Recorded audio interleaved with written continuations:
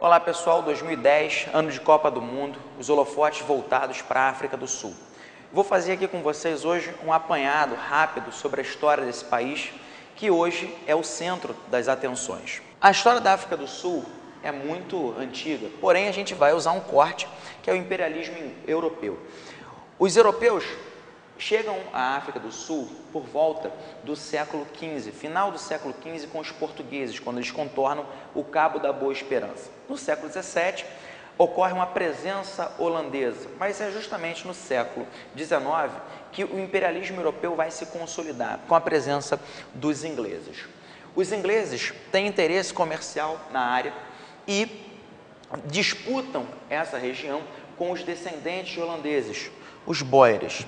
Além do interesse comercial, na passagem do século XIX para o século XX, foram descobertas importantes jazidas de diamante na região da África do Sul, o que atiçou a cobiça dos ingleses. Após a vitória na Guerra dos Boeres, a Inglaterra passa a colonizar de fato a região. Durante o período imperialista, começaram as primeiras legislações racistas, segregando a maioria da população negra da região.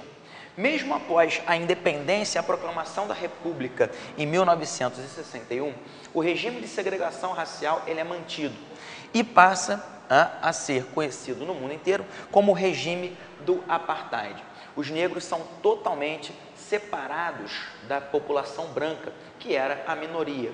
Havia proibição de casamento entre eles, circulação nos mesmos meios de transporte, inclusive há a criação de alguns redutos negros, os chamados bantustones. Porém, devido à pressão interna e principalmente à pressão internacional, o Apartheid começa a ser desmontado na década de 90.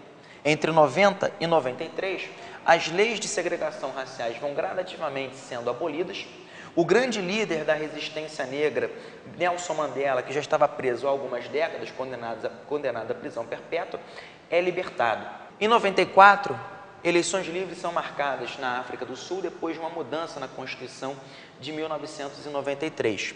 Nelson Mandela finalmente chega ao poder depois de ser libertado.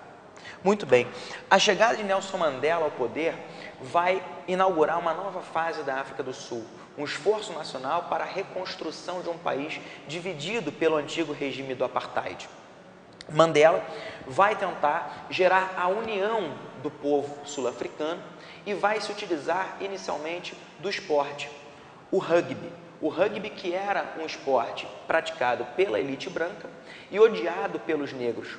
A África do Sul vai ser sede do campeonato de rugby, o que vai gerar uma integração da população em torno da seleção. 2010, mais uma etapa dessa reconstrução da unidade sul-africana com a Copa. Um abraço e até!